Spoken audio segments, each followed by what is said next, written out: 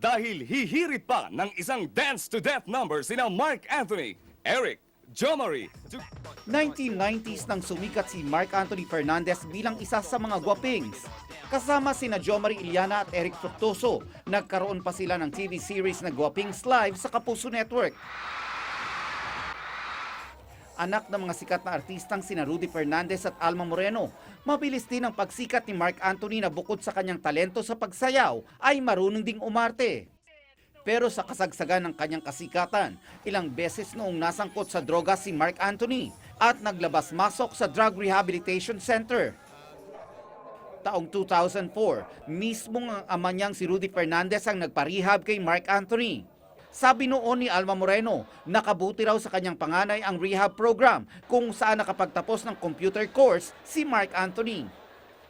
Pinakamalaking lesson na natutunan?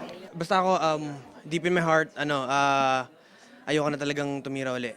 Pero I don't wanna make promises, pero deep in my heart, I repeat again na ayoko na talagang tumira. Nagsikap magbagong buhay, nagpakasal at nagkapamilya. Nang makalabas ng rehab ang aktor, nagbalik showbiz at nabigyan ng iba't ibang proyekto. Kabilang narito ang ilang Kapuso series gaya ng Kamandag, Darna, My Name is Kim Samsun, Ang Munting Heredera, Rodora X, Let the Love Begin. Nitong taon naman, mismong si Mark Anthony nagkumpirma na panandaliang siyang nanirahan sa mausoleo ni The Boy sa Heritage Park sa Taguig. Tinanong nga ako ng isang guide doon eh. Sabi niya, hindi ka ba natatakot sa lugar na to dahil sementeryo? Sabi ko, hindi, ba't naman ako matatakot? Mga kaibigan ko itong mga to, yung tita ko at saka airpod ko. Close na close ako dyan, so hindi ako matatakot.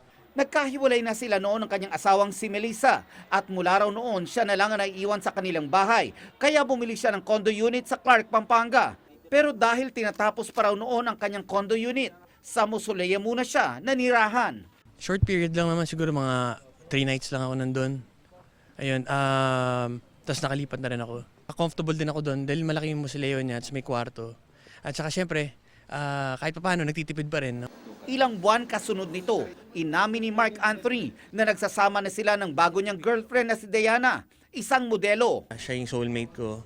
Pwede ko pusta, baga kapag naghiwalay pa kami nito, siguro you can spank me. Nelson Canlas, Nakatutok, 24 Oras.